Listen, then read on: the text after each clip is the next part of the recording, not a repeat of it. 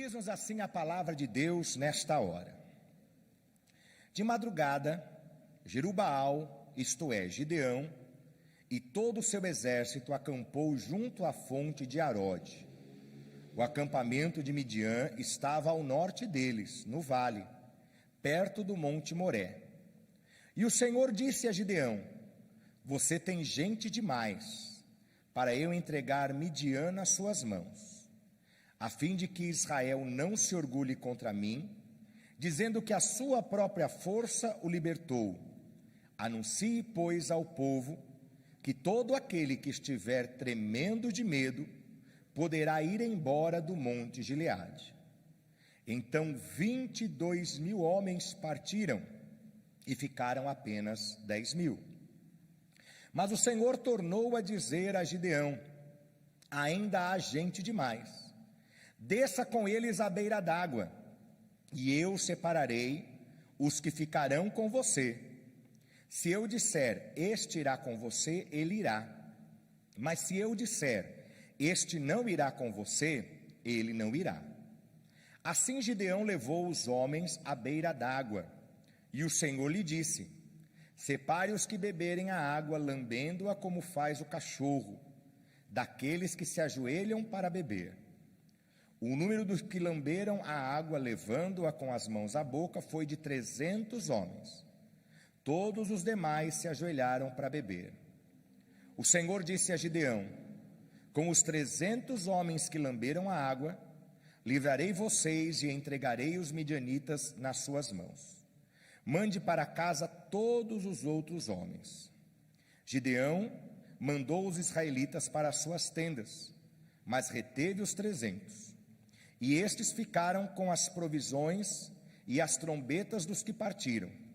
O acampamento de Midian ficava abaixo deles no vale. Somente até aqui, vamos sentar. Muito obrigado. Você pode dizer glória a Jesus. Louvado seja o santo nome do Senhor. Que o Senhor nosso Deus nunca nos deixe faltar a sua santa palavra. Amada igreja, queridos irmãos e irmãs aqui presentes no auditório da igreja, você que nos acompanha através do nosso canal YouTube, dessa transmissão ao vivo, a palavra do Senhor nesta noite nos traz à memória uma história que eu considero ser bastante conhecida do público evangélico. Eu julgo que as pessoas que estão aqui hoje neste culto, a grande maioria, se não quase a totalidade, já ouviram essa história e conhecem essa história deste homem chamado Gideão. Gideão, que exerceu uma função no povo de Deus, cujo nome era juiz. Ele era foi um dos juízes de Israel. E vale aqui uma pequena observação ou esclarecimento, que quando a Bíblia fala desses juízes, a Bíblia não está colocando pessoas que exerciam uma atividade no poder judiciário como hoje nós temos. Hoje, quando a gente fala em juiz, ou a gente pensa no fórum, no poder judiciário, onde alguém vai lá por causa de um processo, vai testemunhar, ou então pensamos, nós que brasileiros que gostamos tanto de futebol, pensamos lá no jogo de futebol que tem o árbitro, chamado popularmente de juiz, e o que eu vejo de crente xingando o juiz é pela misericórdia de Deus, né? Quando assiste o jogo, esquece que é crente e manda o juiz, né? Horrível. Mas o texto está falando de uma pessoa que exercia uma função de liderança no meio das tribos de Israel. As tribos eram grupos étnicos, grupos que formavam ou que vinham da descendência de uma só clã, e eles se regulavam por si. Não havia rei, não havia governador, todo mundo vivia lá em paz, uma grande família. Mas quando este grupo era atacado, quando os inimigos se levantavam, o que acontecia? Deus levantava no meio daquele povo uma pessoa, para que essa pessoa pudesse ser o defensor da tribo de Israel. Ele não era um governante, ele não era um prefeito, ele não era um presidente, nem um rei, mas ele era a liderança civil e militar, porque ele comandava, reunindo todos os homens da tribo para guerrear contra o inimigo.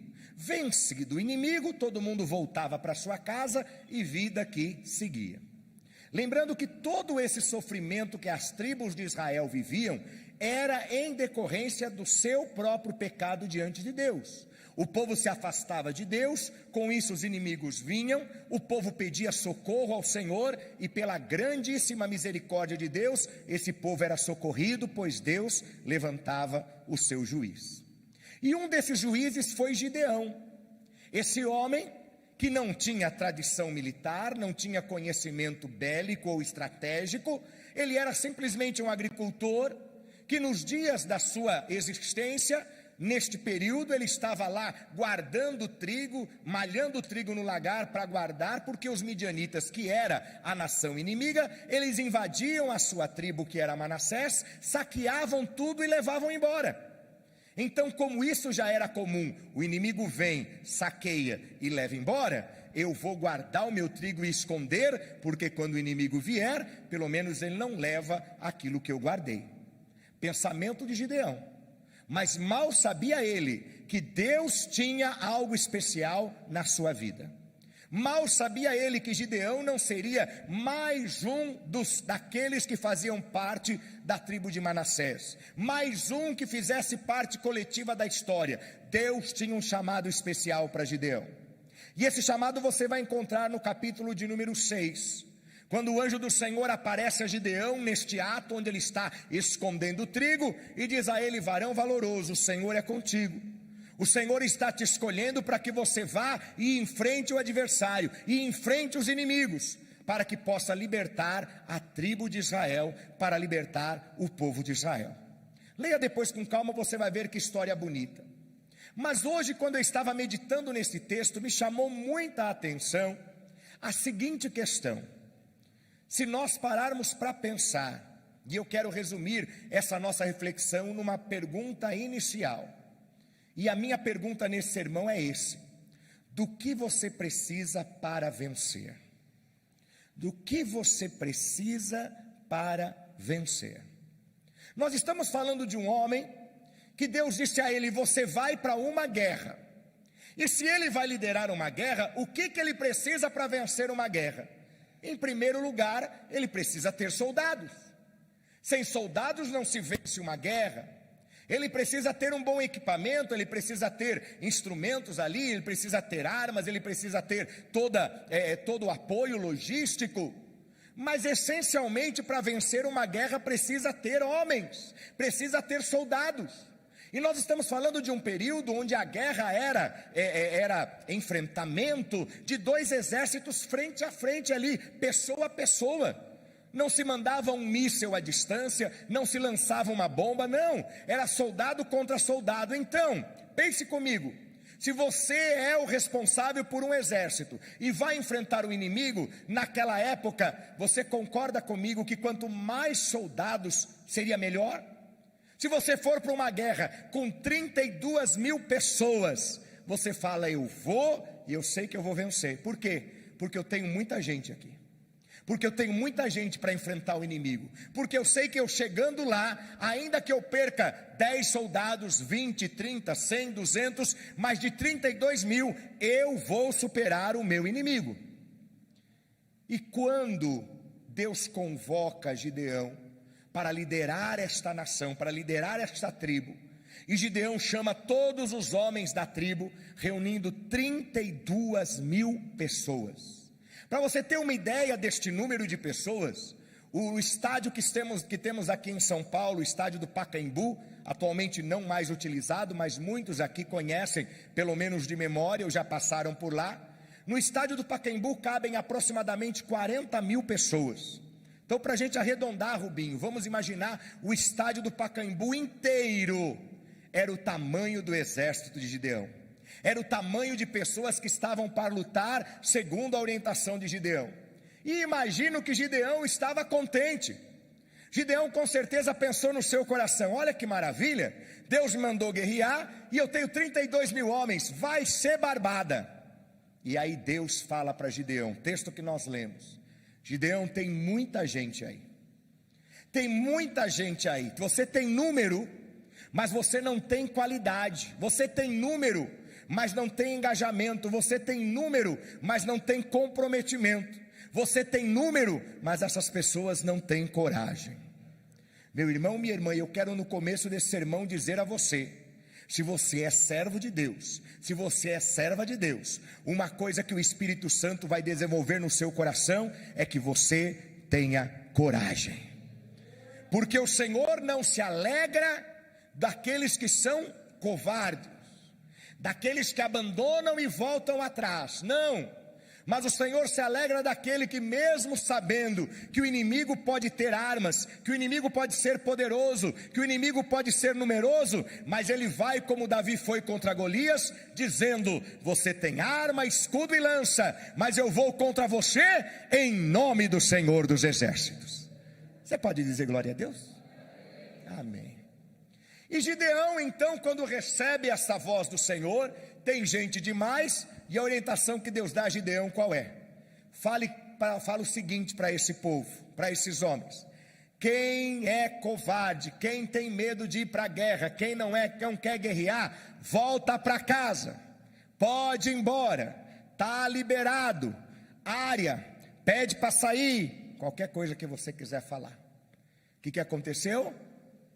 22 mil homens foram embora. Eram 32 mil, e só perguntando quem não tem coragem de enfrentar o inimigo, 22 mil homens voltaram para casa.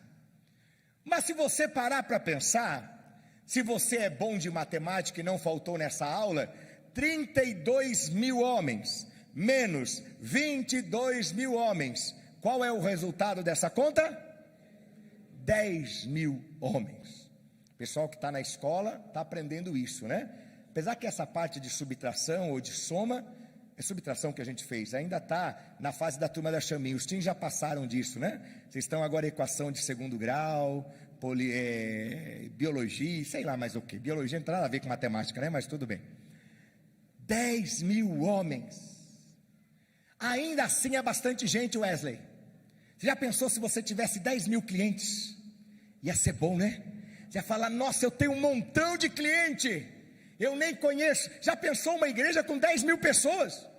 Eu dificilmente podia fazer o que eu faço aqui, de chamar o Marcos, de chamar pelo nome o Charrone, de chamar o Hélio, né, que é o nosso querido gordo, pelo nome, porque ia ser muita gente. Ainda assim era muita gente, 10 mil, e Gideão com certeza estava contente e falou: não tem 32 mil, ok, mas eu tenho 10 mil, é bastante. Vou lá, vou para essa guerra, vou arrasar, e eu posso perder até um pouco mais, vai dar um pouco mais de dificuldade, mas eu vou lá e vou guerrear, vou vencer. E Deus fala para Gideão: não, Gideão, ainda tem muita gente. Você vai colocar essas pessoas à prova. E a prova que eu quero pedir é que você, depois de um dia de muito trabalho, de muito exercício, de muito preparo, que esses homens sejam levados às águas, sejam levados a um local onde haja água, um lago, um oásis, algo assim. E você vai avaliar. Quando chegar lá, eu vou dizer quem você leva, quem você não leva. E quando Gideão leva aqueles homens até as águas, daqueles 10 mil que sobraram, eu não falei 100, eu não falei 1000, eu falei 10 mil pessoas.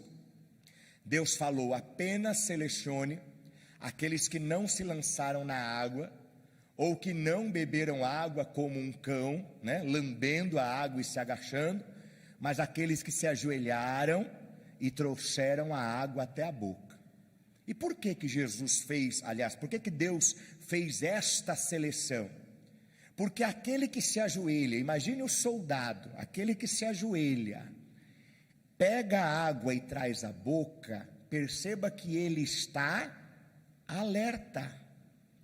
Ele não vai ser atacado de surpresa, ele não vai ser agredido pelas costas, ele não vai ser morto, porque apesar dele atender às suas necessidades, ele está totalmente alerta ao seu redor, porque eles não estavam num passeio, eles não estavam em uma diversão, eles iam para a guerra. Segundo ponto que eu quero destacar a você nesta noite, o primeiro foi que o crente precisa ter coragem. O segundo que eu quero dizer, você que é cristão, mesmo no meio da batalha, não perca a tua atenção, porque se você baixar os seus olhos, o inimigo prevalece, mas enquanto você olhar para Cristo, o Senhor vai garantindo a vitória na nossa vida. Você não pode se deixar cegar por causa dos problemas. E quantas vezes nós nos cegamos por causa dos problemas, por causa das tristezas, por causa das lutas, e a gente não enxerga mais nada. E alguns até dizem, Deus me esqueceu. Você nem enxerga mais Deus do teu lado, mas Ele está tão do teu lado, que você só está em pé, porque o Senhor está sustentando a sua vida. Quando Deus falou isso, sabe quantos homens cumpriram o que Deus falou? Sabe com quantos homens Gideão ficou? 300 homens. Começou com quanto? Quem está prestando atenção no sermão? 32.000. Depois baixou para quanto? 10.000. E agora sobraram quanto? 300. Gente, 300 pessoas é essa nave da igreja inferior aqui, completa de pessoas, completa de irmãos. É isso, é isso. Imagine se eu reunisse todos vocês aqui e falasse, gente, nós vamos para a guerra, vou levar todos vocês comigo, vamos lá para a Rússia combater o Putin. Quem vai comigo? Olha, alguém ainda levantou a mão, que bênção, né? Alguém ainda levantou a mão, porque eu pensei que ninguém levantaria. Você percebe que guerra que a gente vai vencer? Que guerra que se vence com 300 pessoas, sendo que o inimigo, os adversários aqui, que a palavra do Senhor coloca, vizinhos da tribo de Manassés, eles eram numerosos, haviam milhares de homens, prontos para guerrear, e armados, eles invadiam Manassés, eles roubavam, saqueavam os alimentos, levavam embora, e só esses 300 aqui é que vão para a guerra.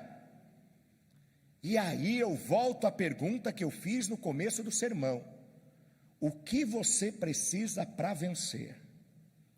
E eu acredito que esta é a pergunta que Deus poderia ter feito para Gideão, quando Gideão olhou para 300 homens, e com certeza ele ficou decepcionado, ele ficou triste, ele ficou se questionando, mas eu tinha tanta possibilidade, eu podia vencer com 32.000, com 10.000 ia ser mais difícil, mas ainda era muita gente, com 300 o que eu vou fazer? E com certeza Deus poderia ter perguntado a Gideão, Gideão, mas o que você precisa para vencer? E a resposta certa de Gideão, que é a resposta certa que você precisa dar para responder esta pergunta, é esta: para vencer, eu só preciso de uma coisa, para vencer, eu preciso que Deus esteja comigo. É só isso que eu preciso para vencer. Para vencer eu não preciso ter $1 milhão, até porque todo mundo queria. Quem queria ter $1 milhão? Diga amém. Eu também digo, porque eu também queria. E com $1 milhão ia ser fácil, não ia? Você ia comprar casa, carro, ia dizimar na igreja, ia ou não ia? Misericórdia, né, irmão? Né? Se chegar $1 milhão lá, Viviane, não esquece de dizimar na igreja, que é isso, nós é crente. Ficaria fácil. Mas $1 milhão eu não tenho. Mas se eu já tivesse 10.000, já ia ajudar. 10.000 ajuda ou não ajuda, gente? Você ajuda, né? Se entrar 10.000 a mais no mês, Ricardo, opa, a gente vai dar um sorriso, vai dar uns glória a Deus, ainda vai faltar na ceia para viajar para o Guarujá, misericórdia. Não falta na ceia não, que é pecado. Não sei se é pecado, mas é feio o pastor ficar bravo. Seria bom se tivesse 10.000, mas eu olho para o meu contra-cheque, eu olho para o meu olerite, e eu vejo lá, meu Deus, só isso. Senhor, eu tenho 30 dias, e é só isso. Senhor, eu tenho água, luz, telefone, internet, Netflix, eu tenho um monte, e é só isso. Senhor, alguém em casa ficou doente, tem que comprar remédio, e é só isso. Não é o que a gente faz? Não é o que a gente pensa? Porque a gente acha que a solução vai vir só quando a gente tiver 32 mil. Só que eu quero dizer para você, o que você precisa para vencer é que o Senhor Deus Todo-Poderoso esteja com você. Porque se isso acontecer, Ele faz toda a diferença. Olha o texto bíblico, todas as vezes que Deus falou com Gideão, a expressão foi essa: tem muita gente para eu entregar a vitória na mão de vocês. Mas quando chegou ao ponto que tinha só 300 pessoas, Deus fala o seguinte para Gideão, no versículo de número, deixa eu pegar aqui para a gente poder ler, que a palavra do Senhor diz para Gideão, que ele, versículo 7, achei, o Senhor disse a Gideão: com esses 300 homens que lamberam as águas, livrarei vocês e entregarei os midianitas nas tuas mãos. Deus não fala assim: com esses 300 homens você vai vencer a batalha, com esses 300 homens você vai matar todos os soldados inimigos, com esses 300 homens você vai ser o grande vencedor, você vai ganhar o Oscar, vai ganhar o Globo de Ouro e vai ganhar a medalha de ouro das Olimpíadas. Não, ele não falou nada disso. Mas Deus diz claramente para Gideão: com esses 300 homens que eu selecionei, com esses 300 homens que eu escolhi, com esses 300 homens que eu abençoarei, ou que eu abençoei, eu entregarei os inimigos nas tuas mãos. Eu quero que você entenda hoje da parte de Deus, que o que nós precisamos para vencer, não se mede quantitativamente, não é pelo número, não é pelas cifras, não é pelas condições, não é por quantas pessoas estão conosco, não é por quem está conosco, não é pela influência que temos, ou porque conhecemos alguém famoso, ou porque temos uma indicação muito importante. Não, tudo isso são coisas humanas, e são coisas falíveis. Gideão pensou que tinha muito, mas dos 32 mil, 20 mil eram covardes, ou 22 mil eram covardes. O que adianta você ter um exército cheio de covardes? Não adianta. O que adianta você ter 10 milhões de dólares e todo esse dinheiro que vier da tua mão te levar para se afundar nas coisas erradas deste mundo e você perder até a sua salvação? Mas eu quero dizer para você que está aflito, angustiado, preocupado. Hoje é dia, que dia que é do mês hoje? 20 e quanto? Me ajuda. 23, ainda falta 7 dias para o mês. Mas o salário já foi embora já faz 8 dias. Quando você recebeu o salário, no dia seguinte você já estava chorando, né? Porque pelo menos eu conheço pessoas assim bem de perto, que quando recebe o salário começa a pagar as contas lá em casa e começa a chorar. Ai, chorando. Ai, eu estou pagando, estou sem nada agora na conta. Eu acho que todo mundo é assim. É só na minha casa ou na sua também? Eu acho que toda casa é assim, né? Que a gente vai pagando, dando glória, mas vai chorando ao mesmo tempo, né? Porque está acabando. Eu quero dizer para você hoje, da parte de Deus, que talvez você olhe para os seus recursos econômicos e diga: são tão poucos. Você olhe para o número de pessoas que estão te apoiando no teu projeto, são tão poucos. Você olhe para a sua capacidade intelectual, a sua capacidade mental, e talvez você diga: mas eu sou tão limitado. Mas hoje o Senhor está falando para você: aqueles 300 venceram a guerra, porque eu abençoei, e eu estou abençoando a tua vida também. Que é com esse pouco que você está achando, é que você vai conseguir ser vitorioso. É com essa pouca influência que você tem, é que as portas vão se abrir para você. Nesse mundo existem uma série de artimanhas, pessoas que fazem tudo errado, pessoas que procuram o erro, a mentira, a corrupção, pessoas que são promovidas ou conseguem posições porque pagaram para isso, porque subornaram para isso. Mas eu quero dizer com certeza, porque aqui tem homens e mulheres de caráter cristão, e a gente que tem caráter cristão, a gente sabe: eu tenho só 300 sim, mas está abençoado, e com a bênção de Deus eu vou vencer as minhas batalhas, em nome do Senhor Jesus Cristo. Dê um aplauso ao Senhor Jesus. Glória a Deus. Eu estou chegando perto do final do sermão, mas eu preciso perguntar: quem está entendendo, diga amém. Que bom que você está entendendo. E eu quero mais uma vez perguntar, é a terceira vez nesse sermão que eu estou fazendo essa pergunta. E eu imagino que agora você já saiba responder. Do que você precisa para vencer? Alguém responderia: preciso de dinheiro. E eu vou falar: você não precisa de dinheiro. Ah, pastor, mas como? Pastor, eu preciso de um bom médico, de um bom plano de saúde. Eu preciso de um bom advogado. Eu preciso de uma empresa que possa investir no meu planejamento, nas minhas ideias. E você pode colocar uma série de coisas. Talvez alguém diga: para a Missão Nacional crescer, nós precisamos ter 487 igrejas com a capacidade de 2.000 pessoas em cada uma delas. Mas hoje Jesus está falando para mim e para você: para você vencer, você só precisa de uma coisa. Para você vencer, você precisa que Deus esteja com você. Se Deus está com você, você tem pouco, mas você vai vencer, porque o Senhor está contigo. Se você tem o Senhor, se você tem a vida na presença de Deus, você pode talvez não ter as melhores referências possíveis, os melhores contatos possíveis, mas você não vai perecer, porque Deus está abençoando aquilo que está nas suas mãos. Levante a tua mão ao céu, por favor, e se possível as duas. E eu quero declarar pela fé: Deus está abençoando aquilo que está nas tuas mãos.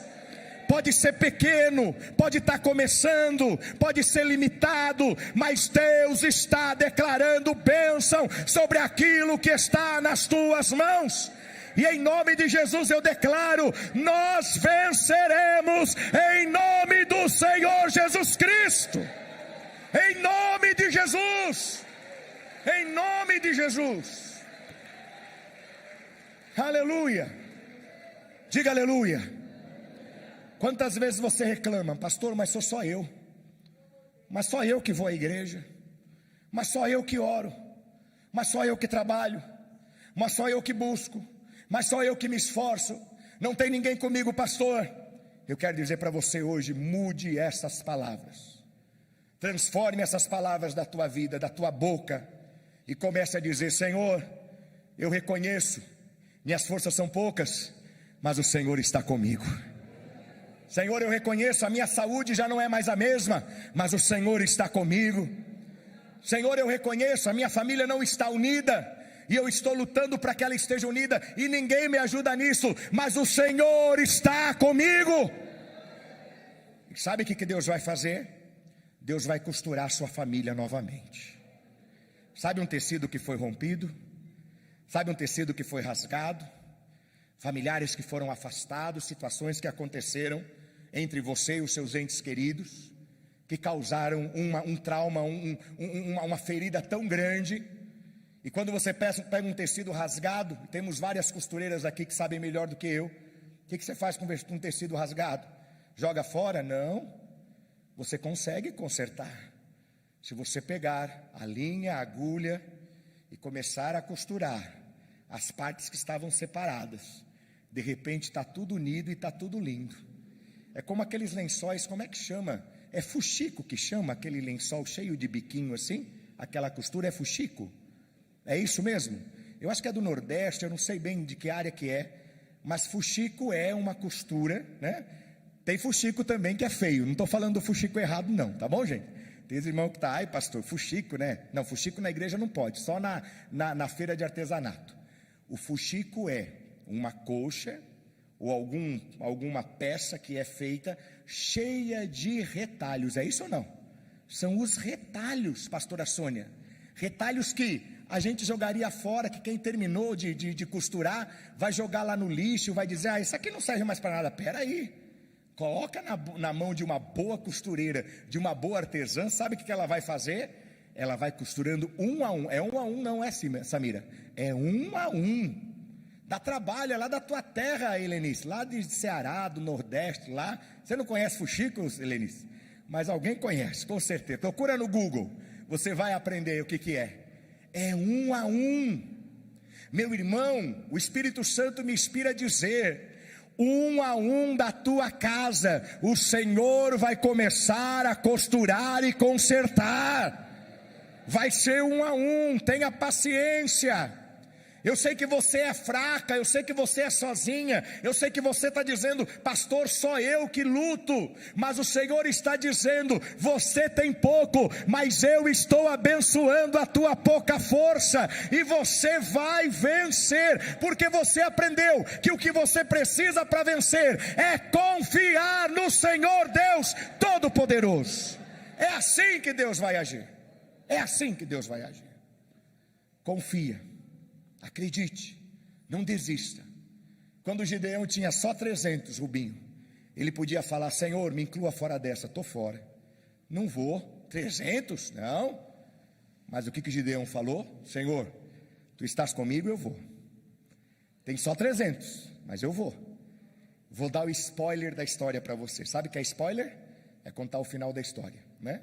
Esses dias contaram o final da história de um filme novo que estavam passando por aí. Eu confesso que eu já perdi até a vontade de assistir o filme, que eu já sei o que vai acontecer no final, né? Mas esse spoiler, Maria César, era bom, porque esse aqui é da Bíblia, tá?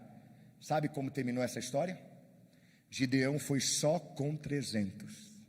Chegou na guerra, nenhum deles precisou levantar um papelzinho, um paninho sequer. Sabe por quê? Deus destruiu todos os inimigos do povo de Israel. Quando você confia em Deus é assim. Você está pensando que vai vencer por causa das tuas forças. Você está pensando que vai vencer pela quantidade do dinheiro. Você está pensando que vai vencer pela quantidade de pessoas que estão com você. Mas não é assim.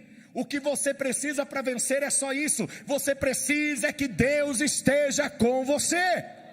E se Deus estiver com você, eu garanto, e mais, melhor do que o pastor Milton garantir, a palavra de Deus garante. Se Deus é com você, você vai ser vitorioso, em nome do Senhor Jesus Cristo. Você pode dizer amém? Levante a sua mão com a minha, por favor, e diga assim, Jesus, diga, Jesus, eu creio que não estou sozinho, pois o Senhor está comigo. Minhas forças, meus recursos são pequenos, mas o Senhor vai me dar a vitória.